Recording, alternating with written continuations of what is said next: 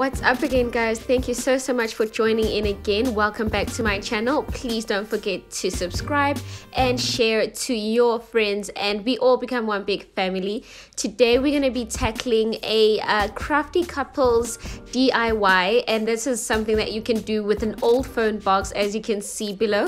This was my phone box that I had for the phone that I'm actually currently using. I have not upgraded, and I've had the phone for 3 years now. I mean, it's still good, and I have kept it so long. So just follow up on the video and see the couple of steps that you can do to create yourself this super awesome, super cheap. Basically, this was free because all the items I used in this video were in my cupboard or pantry or something. I still had my glue sticks for my glue gun remaining from my initial DIY that I needed a glue gun for. So that glue, those glue sticks came in a pack of, I believe, 6, and they were like 78 Rand and have worked and have been worth every buck I spent on them so far. I also used, besides the cell phone box, my iPhone 10 cell phone box, I also used kebab sticks. We don't do kebabs in this house because they are seen as vile, putrid, and unnecessary. Also probably unlawful. So I have to now come up with a couple of DIYs just to get my money's worth on these kebab sticks. Otherwise, they'll just be pickings in my kitchen drawers and are of no use to me at all.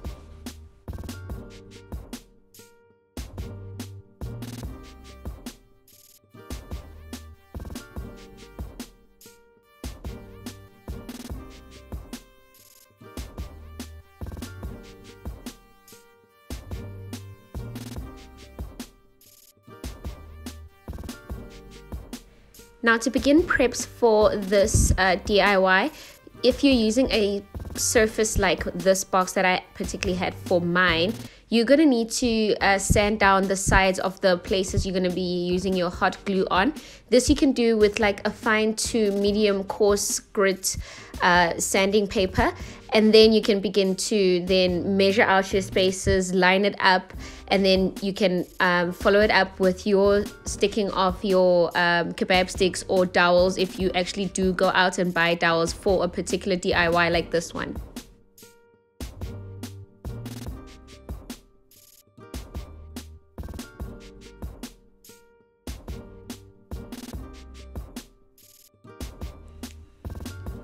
In attempt to space out and create evenness, I spaced these out by at least 1 centimeter, or as approximate as I could get it to the centimeter measurements that I had drawn on the box, so that they can line up with the attaching bottom that I'm gonna put on this. And I lined up throughout the back of the shelf and almost, let's say, about 3/4 of a way on the sides, so that it has enough rigidity and good support.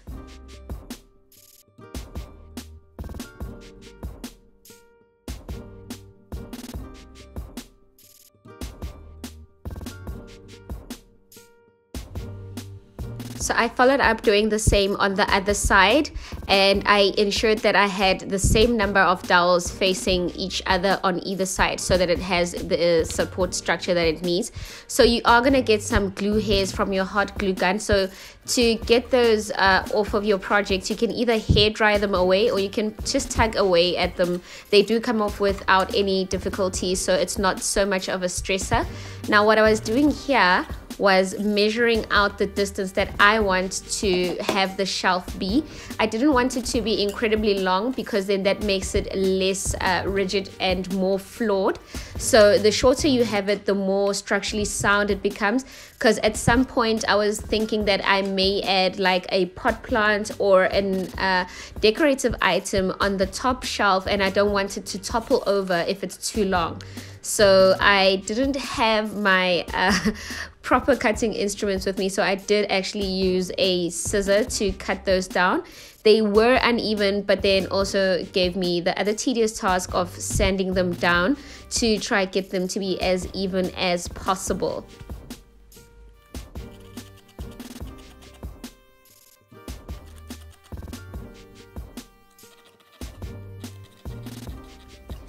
So the total amount of time it took to initiate these steps, the sanding down, pasting of the dowels, and attaching the bottom of the shelves, was about, I'd say, a good 30-40 minutes in between, because I had to then size it up, measure everything, ensure that it at least correlates or is even. I still don't have a spirit level, so I am kind of trying to measure it to straightness and all of that, but I did actually try get it straightened as much as I possibly could. I had an initial attempt on a different box item onto which I was trying to paste the dowels on one at a time, and that provided quite a lot of difficulty. And the other attempt that I had made was to try paste on both sides of the box, so the top shelf and the bottom shelf, onto the dowels at the same time, and that also gave me a couple of issues. So what I then figured I'd do was to do the one side first and then follow it up with the bottom side by doing those one at a time and placing my finger to just slightly press it down and allow it to kind of tack up to drying onto place. So this is where you see your structure come together, and I did this, guys, on like the beginning of September. It was like a really cold evening. It didn't take that long to do the first few steps, but yeah, hence I was wearing a blanket around my waist and a jacket as I was working. But I was working indoors for this part of the project, as I have said before. The hot glue that I purchased, the glue sticks that I purchased with my hot glue gun, don't give off any odor, so I do work indoors with my hot glue gun as of current. But if I do happen to change brands anytime in the future, then I'll make sure to see if it actually gives off any odors or any harmful smells, or just irritable, or that I become irritable. Then I will start using my hot glue gun outside. So well, here I was just picking off the rest of the glue hairs that form as you just move your glue gun along the length or the distance you are using it on.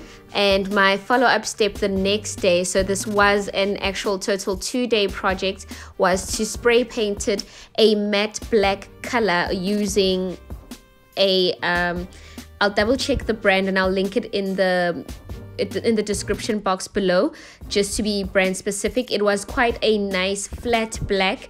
It laid beautifully. It didn't actually cause any drips or teardrops, but I was also now following the instructions on the paint can itself. I have come a long way from my spray painting days, so I did try to practice a whole lot more, so now I have no more drags or just flaws with my my painting techniques.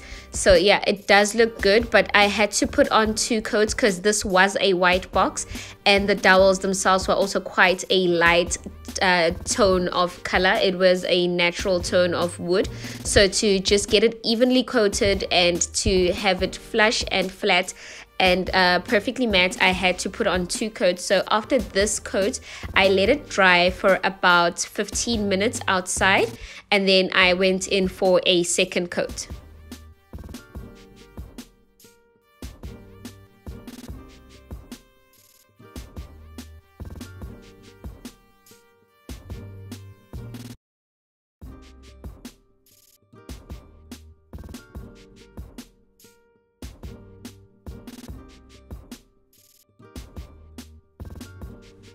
And there's my new addition to our coffee station, guys, and please do see the link below also for the beaded garland. Thank you so much again for watching. Bye.